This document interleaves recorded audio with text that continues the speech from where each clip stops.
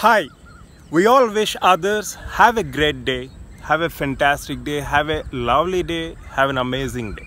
But how many of you are actually having a great day, a fantastic day, or a lovely day?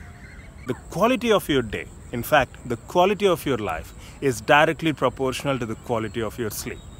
So the real question is, how many of you are getting a good night's sleep? How was your last night's sleep? There is a misconception that each and every one of us should get a minimum of 8 hours of sleep, and it's completely false. Nothing can be further from truth when someone says you should get 8 hours of sleep minimum.